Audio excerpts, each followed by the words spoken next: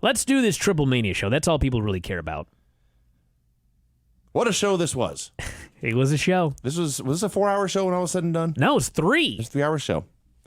For the first at least hour and a half, probably 2 hours, I'm not making this up, you would have had a better broadcast if you paid a buddy to get a front row ticket, hold up his iPhone, and use Periscope.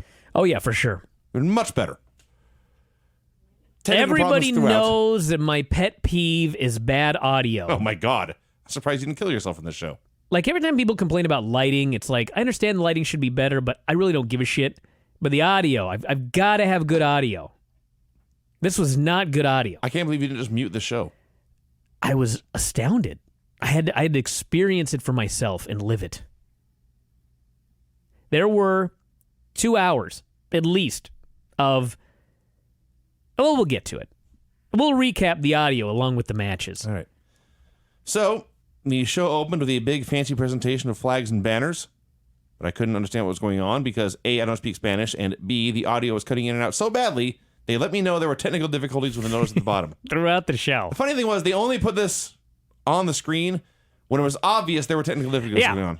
And maybe Matt Stryker kept thanking people on Twitter for letting him know. And maybe he finally said, guys, save my Twitter, put a technical difficulties thing on the screen. It was amazing. Like the technical difficulties would be bad for 30, 40, 50, 60, 2 minutes long. And then suddenly it would just say, technical difficulties. Yes. Audio difficulties. If you didn't know... Is that what the problem is? Yeah. I thought it was my ears. I thought you were supposed to sound like you were... I don't know. All right. So the opening match, the AAA Classic Man and Woman and Exotico and Mini versus Man and Woman and Exotico and Mini team match. I don't give a shit what anybody says. I love this match. This was a spectacle. They're never not fun. They're never any good. No. But they're never not fun. What this was the women and the Exoticos would do about 4 minutes of bad comedy. And then the men would do about 30 seconds of awesome lucha. And then we get 4 more minutes of bad comedy. And repeat with the men and the minis swapping out the awesome wrestling spots. And this went on for a while. And then Pimpinella Escarlata. Should I say who's actually in the match? Do you think that might be a good part of the review? That might be an important part of the review because I wanted to talk about Goya Kong. Drago and Goya Kong and Dynastia and Pimpinella Escarlata versus Daga. I believe is it Daga? That's right. And a Sexy Star, Mini Psycho Clown. Yep. Which I think I just popped my own ears on that one. And Mamba. You were so excited for the Mini Psycho Clown. Mini Psycho Clown. So the match begins, and you can't hear the announcers at all. You can't hear a random unnamed man saying, "See." Over and over again. Did he have his hand on his hips like you do right now? He might have. I don't know. Yeah. So eventually they got the audio temporarily more or less leveled out, although the ring and the crowd were still way too quiet. So Goya Kong. It's amazing. This is Super Porky's daughter. And yes, it is. The melon did not fall far from the tree. Everything about her is exactly like Porky, except she's female and younger, and her forehead is smooth. She's so fat that she runs. Sorta. But she's so fat that in order to run, it's exactly like Porky. She's got to take 77 steps to get from one rope to the other. And it's not like she doesn't know how to run the ropes. She could not physically run the ropes in 3 strides. No. She has to take 77 steps. Yes. Yeah, there's a lot of that. A lot of her attacking men with her belly. There was a big train wreck dive spot of everyone hitting a big dive. And finally, Goya Kong did a flip dive off the apron onto about 47 people to protect the integrity of the stadium from collapsing. And this left Pimpinella and Sexy Star in the ring. And it's funny, I was thinking about this actually before the show. Do you remember when Major League Wrestling was a thing? Oh, yeah. And their roster was like 80 to 90% the same as ROH or TNA. Sure. But everything was completely different. Yes. Different heels and different faces and different teams, different enemies. This was a little like that with Lucha Underground. Very much so. Because Sexy Star in AAA is a Rudo. And not just that, but Sexy Star in Lucha Underground pinned Pentagon. Yeah. And now she did a job to Pimpinella Escarlata. Pimpinella... what the fuck? Pimpinella molested the referee for reasons I couldn't fathom. It's a guy. Okay. I hadn't thought of that. You've got me there. Then he hit the worst standing elbow I've ever seen. And then a very sloppy standing backbreaker thing on Sexy for the submission win. Yes. This was a spectacle. I can't deny that. I loved it. Had a very long break to acknowledge some Lucha Libre legends. This was at the time, I thought Stryker and Hugo were kind of flying blind. Like they weren't sure what was going to happen until whoever was being honored actually came out. In hindsight, there was only like 4 people, so I don't know how they could not have been prepared for this. But anyway. They weren't prepared for much. I guess not.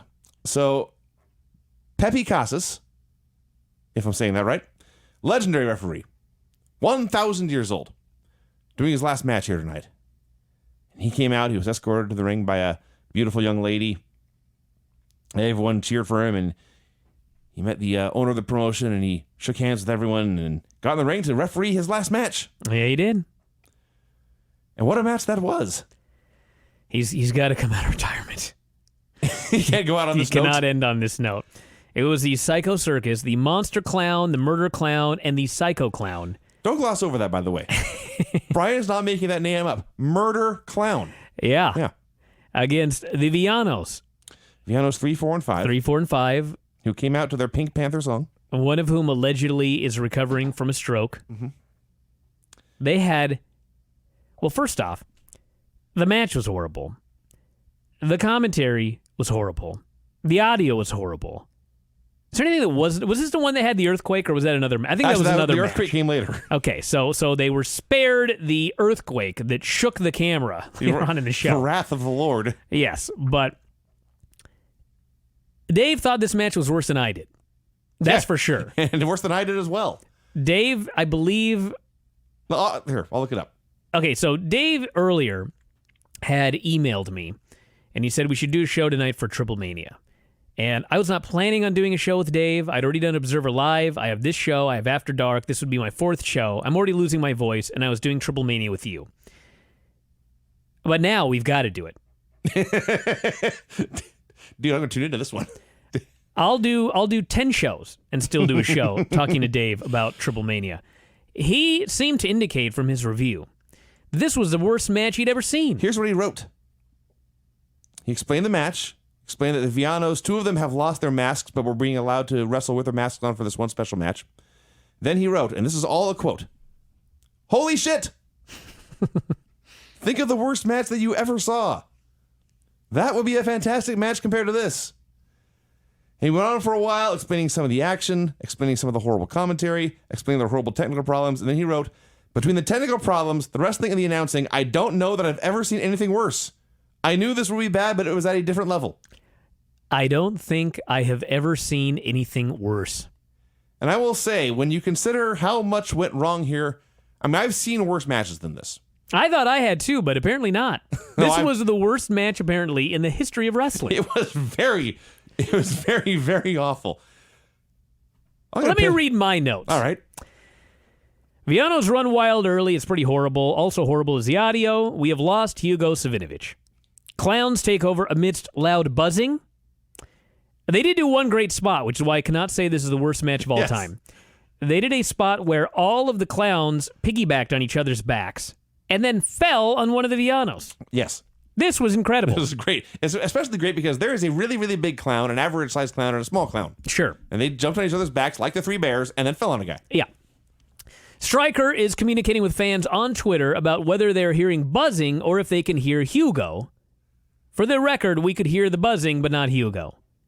Had a stacked-up superplex involved in the Villanos. Stryker, amidst louder buzzing, alerts us that we still have buzzing. Stryker says the fact that we are dealing with these technical difficulties live is what makes it special. Oh, yeah. That's what he said. Psycho Clown had Villano 3 pinned, but he would not take the pin because he wanted Villano 4. They have a horrible brawl. And by the way, I may admit this is the worst match ever for one reason, and it's fucking Matt Stryker, who in the middle of one of the worst brawls I've ever seen in my life said, and this is a quote, "There's no thigh slapping here." Meaning, Every other brawl you see in wrestling is fake because people slap their thighs to make a sound, but this one is real. Yeah. The worst motherfucking Meanwhile, brawl had you seen this I've brawl, ever seen, ever. I have seen The Rock throw 1 million alleged punches that were actually open hand slaps with a blatant slap of his thigh that were 1,000,000 times better than what I saw before my eyes right here. And then they had the finish. Viano 4, low blowed Psycho, and pinned him. That was the finish. Horrible brawling, a low blow, and a pin. This was, well... Hideous. This was... Atrocious. Three appalling. Three fat old men trying to have a match with clowns. Well, basically, yeah. So... Unfathomably bad. It was... Like I say, I have seen worse matches as a total presentation between the terrible wrestling and the terrible commentary and the terrible production values. I think it's fair to say this is one of the worst overall segments I've ever seen on a wrestling television show. That's probably fair. Yes. So, there was a lengthy post match where the Psycho Circus suddenly had great respect for their enemies, the Vianos. I don't know how. After this match, Holy shit.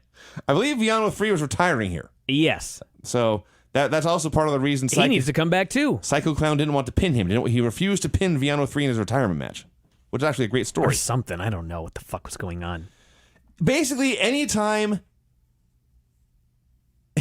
any wrestler showed any kind of sportsmanship at all, in fact, well, that's the wrong word because it makes sense. Almost any time any wrestler did anything, Matt Stryker said, that's a show of respect. Oh, God.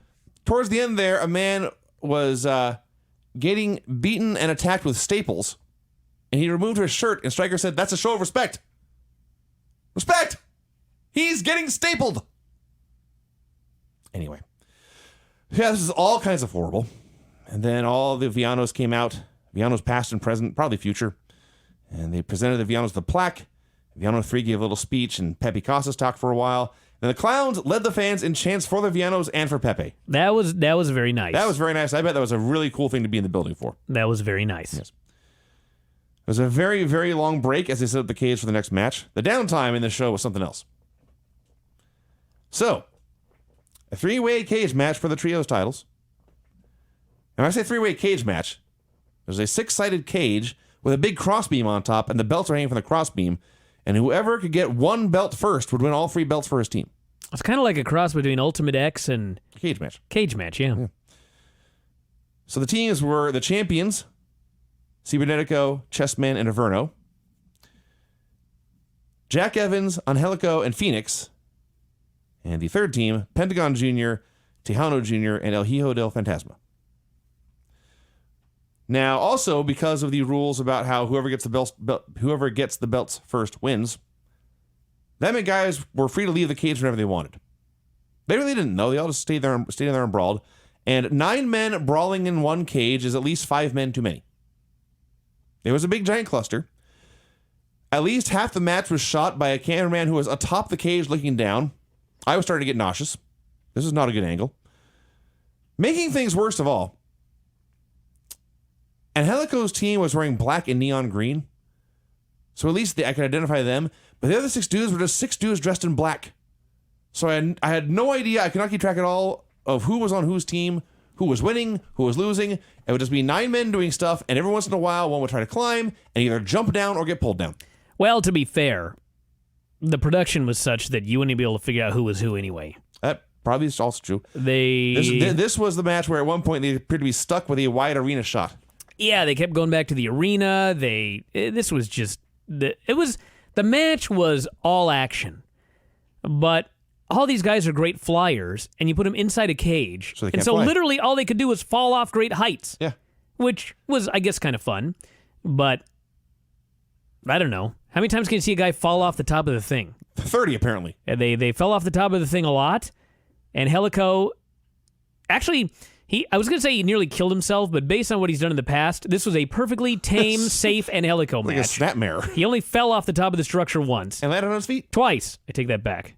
That's still better. Yeah. And finally, Averno tossed Phantasm off the thing, unhooked the belts, and won. By the way, was the biggest bump of the whole match. There was 2 dudes fighting on the crossbeam, Phantasma and Averno, And Phantasma took the big giant bump from the crossbeam to the mat. And by the way, this ring looked no fun to take bumps in. No. Let alone a bump from the top of this crossbeam a good 10 to 12 feet above the mat. Well, the story is that the six-sided ring, it needs more stuff underneath to keep it from collapsing as opposed to a square ring. Mm-hmm.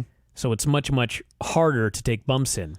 I will say I saw something I don't think I've ever seen before in all the years I've been watching wrestling, and that is a lot of that in the show. Jack Evans did a flyaway, which is a gymnastics move on the high bar where you swing back and forth and then you let go and you do a backflip, for example. It's a dismount. And he dismounted onto a bunch of men. That was cool. I think AJ Styles tried it once and nearly died. He did it the other way. That's right. He did the front flip. He did the front flip. Oh, you're right. Yeah, which is very dumb. That was much scarier. You're right.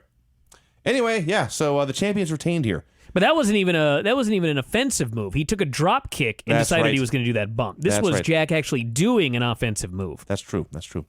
So this is largely a mess, but still fairly entertaining.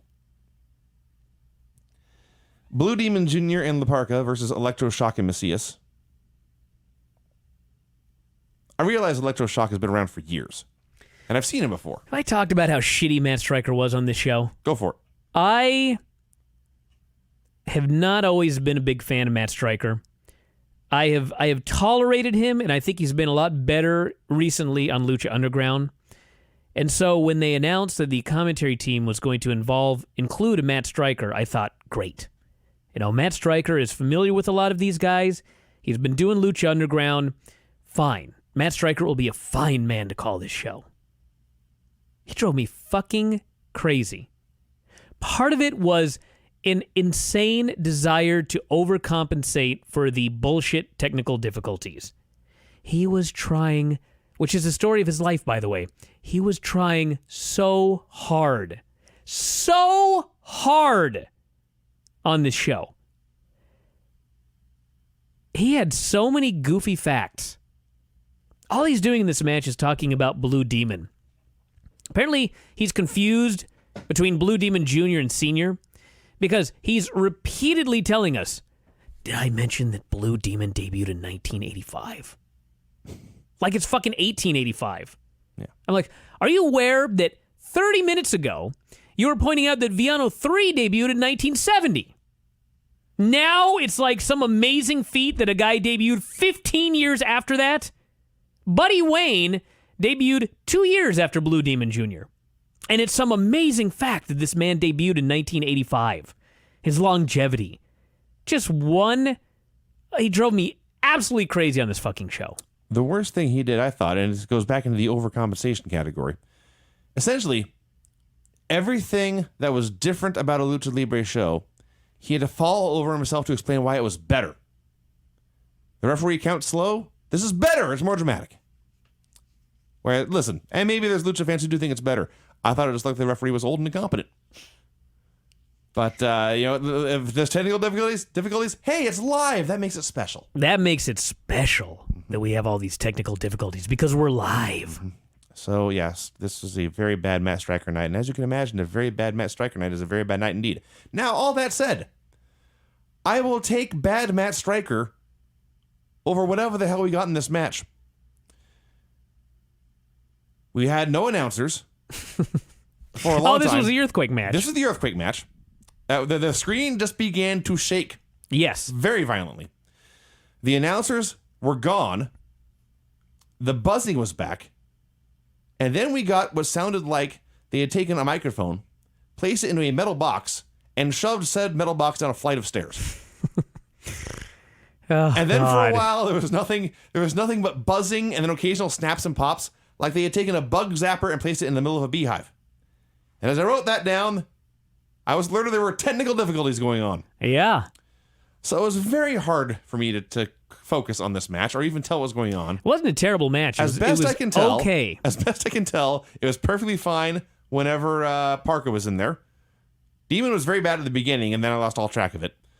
And then Demon tapped out Electroshock with a sharpshooter where he didn't turn him over and just grabbed an arm instead, and I have no idea how this was supposed to hurt. And they gave Demon a plaque in honor of his career, and that was that. That was that. A Hall of Fame ceremony for Hector Garza and Perro Aguayo Jr.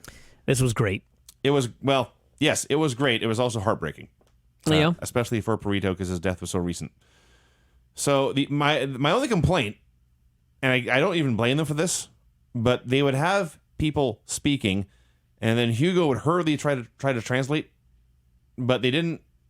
His audio was just as loud as theirs, or maybe even softer. I couldn't hear a goddamn thing he said. See, yeah, I just jumbled everything, and I realized that this pay-per-view for the U.S. audience was kind of thrown together in the last minute, and I realized it was live. It's not that they could have put up subtitles, but it would have been better just play the promos in Spanish. Just let me watch people's reactions. I'll figure it out. Well, to be fair, his audio did get working near the end, and he was able to translate everything for Aguayo, but I couldn't hear a thing for Hector, not a thing. But the videos, they had videos for both guys, and the videos were awesome. Mm-hmm. So the videos were great. This was the best thing probably on the show. Oh, the main event was good. Main event was good. Yeah. Just photos or videos of both guys being great in the ring, and sit-down interviews with colleagues and family talking about how great they were and how much they're missed, and the shot of 4-year-old maybe Perro Aguayo Jr. in the arms of Andre the Giant, just cool stuff, and it just being very, very sad. And then they played the Perros del Mal music, the crowd chanted his name, and it was very touching. And that was honestly the point where the show turned around, because the next match was pretty good. The main event was great. So, hair versus hair. Alberto El Patron versus Cage. Heat here is obvious. Alberto was Mexican. Cage is from the USA. That's right. So he played his video. It's got the Statue of Liberty, stars and stripes. He comes out waving the flag. And the best part of the show, his Vote Trump tank top. I laughed and I laughed and I laughed and I laughed. And that was the best part of the show until moments later when Alberto came out to a live mariachi version of his theme song. Well, they sampled a portion of his theme song, but only a very brief portion of it, because they would have been in trouble otherwise. I was worked. He had a live band. They did play part of his song, and it was great. So, more Matt Stryker. Alberto's coming out, and he says, "This man, Eddie Guerrero, and Rey Mysterio are the only Mexican-born luchadors to win the WWE Championship." Mexican-born, you say? Eddie Guerrero was born in El Paso, Texas. Rey Mysterio was born in San Diego, California. Yeah. He lied, and in the process made Alberto seem less special. Well, maybe I'm Mexican-born because I was born to a Mexican. I guess? Yeah. Were you born near an Azteca? No. Okay. He didn't say Mexico-born. He said Mexican-born. I guess so. I hadn't thought of that. I guess you are Mexican-born. Yeah. So, they had a pretty good match. My child isn't half Mexican-born because that sounds uncomfortable. Indeed. There were a lot of chair shots to the head here, but at least they got their hands up for all of them. So they're... Oh, God. Don't get me started on this. So, they were delivering chair shots to the head, and the men, being intelligent, were blocking them with their hands. Stryker makes sure to point out they're blocking them with their hands. Meanwhile, one of the shots to the head was designed to get Alberto to gig. And he made sure to still point out that he had blocked it with his hands. Uh-huh. Which makes the question, why is his head bleeding then? You fucking moron? Well, he explained there's blood coming out of his finger. So apparently, and that got on his head? Apparently all the blood that was all over his face and chest was coming out, blood, the cut of the end of his finger from blocking his shot. He tries so hard to protect the business that he exposes it. It's astonishing. It really is. So they're doing this match, and in the middle of it, and they said it was no DQ, but in the middle of it, Cage is winning, and Hijo del Fantasma, his second, says, "You know what? I'm just going to start cheating." And they hit the ring. They double-teamed Alberto to death. Finally, Alberto's second, Phoenix, recovered, and he made a brief comeback and cleared the ring, but then they killed him. And then the evil heel ref that AAA has used forever, he was blatantly helping... Tarantes, well, but more the heel ref gimmick that they've used forever. Oh, yes, yes. So he was blatantly helping the heels set up tables and stuff. And it was a clear 3-on-1 encounter, and finally Alberto had enough, and he kicked the ref's ass. But then, of course, there was no one left to count the pin for him. Tarantes ran the ropes better than half of the divas in WWE. I'm sure he did. Well, he's been doing it a lot longer. It was incredible. So, finally, the technical ref ran down to count a pin, but he was too late, and Cage kicked out of that. They had a table set up forever, and Alberto tried a Hurricane Rana through the table, but Cage powerbombed him through it instead. That was not the finish. And finally, Alberto hooked the armbar, and Cage tapped out. He submitted and lost the hair match. That's right. There's a point in here, by the way, when Stryker told us, listen to the people. And I thought, Matt, I can't hear them. Their audio's too low. He should have asked the people on Twitter if they could hear the fans. I guess. So Alberto tried to cut a promo after the match, but par for the course. It took him about 5 tries to find a mic that worked. They shaved Cage's head. It's funny because he goes, this is working. Yeah. And I thought, never has a more apropos question been asked. Yes. So Cage took his head shaving like a man, but he went after Alberto afterwards, and Alberto disposed of him, powerbombed him, and laid the Mexican flag over his body. This is far and away the best thing on the show so far, in that it was good. And then Stryker starts future pay-per-views. Yeah. If you enjoyed this bullshit. It was so amazing because, like, it was so clearly a disaster. And instead of just saying, hey, it's a disaster, we apologize, we think it's fixed now, we don't know what went wrong, we're very, very sorry. Bear with us. We're doing the best we can. Instead, they try to spin it like it's making the show better. Yes. Whose fucking idea was that? I don't know. Main event, Rey Mysterio Jr. versus Myzteziz. I thought this was a great match. It was a very good match. Rey came out in what I believe was a Birdman costume, complete with giant wings. So the story early was, every time they did a lucha exchange or grappling, Rey would get the better of things. But if it went to just straight brawling or power, Myzteziz would win. Stryker pointed out. I thought it was more that Rey kept out wrestling him. Mm-hmm.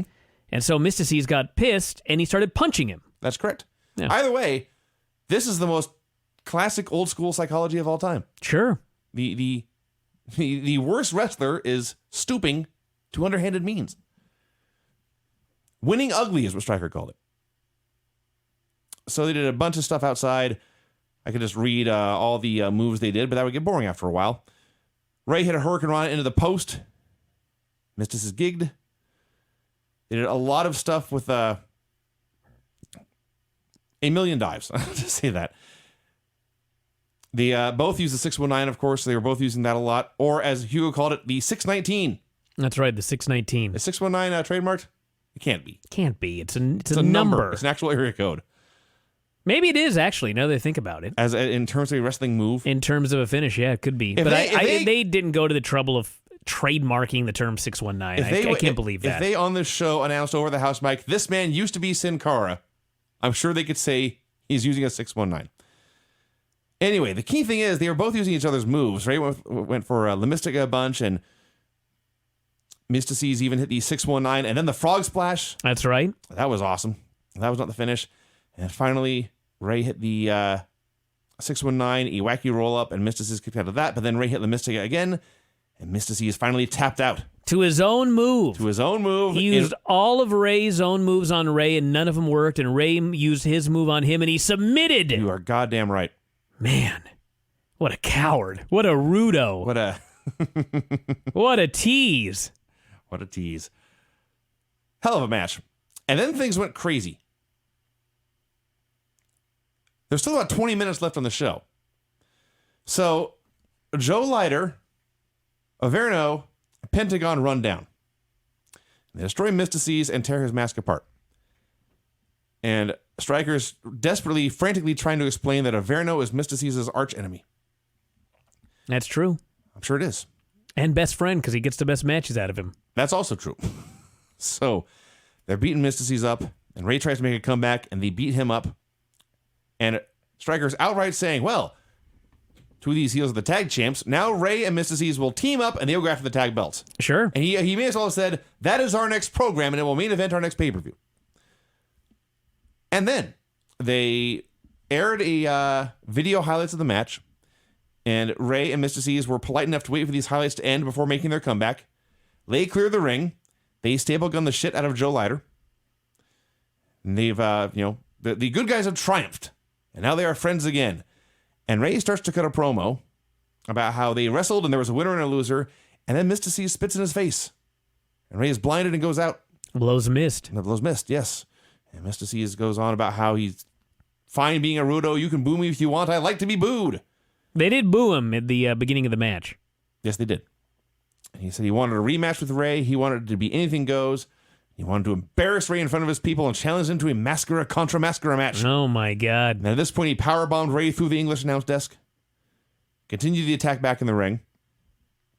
And then Conan suddenly appears at ringside. He looks bewildered. And then the camera pans from the ring to the stage. Then the announcers are saying something about, oh, look, Conan's attacking Rey. And then the screen goes black. Yeah. This is not the most professional production I ever saw. No, it really wasn't. No. A far cry. Believe that Myzteziz has joined Conan's evil heel crew, but you'd never know because of the way the show went off the air. And they are teasing a mask match. One thing, if you don't watch a lot of AAA, that you have to be aware of, and this is all of Lucha, people make challenges all the time, and many times they don't lead to anything. Yes. Now, the potential issue, which from talking to people, I guess maybe this won't be an issue, but Rey has lost his mask. Yes. And so you're not supposed to put it back on and then do another mask match. But apparently, first off, AAA doesn't always acknowledge things like that, number one. And number two, sometimes guys can get away with, after a certain period of time, you can put the mask back on if you've been unmasked for long enough. Commission could come down on them and say, you're not doing this. This would be fraud. I don't know what's going to happen. From talking to Cubs fan and others, there are people that don't think this match will actually ever even take place, so who knows. But it was a great match. It was a great little angle. They've turned Myzteziz heel. They obviously can do another match down the road. And it's too bad the technical difficulties destroyed the show, because the last two matches and the tribute were all really good. That's right. That was Triplemania. Holy shit, that Villanos match, though. Oh, my God. It was very terrible. Villanos now involved in some of the greatest and worst matches in the history of Lucha Libre. Crazy how that works. And that's it, everybody.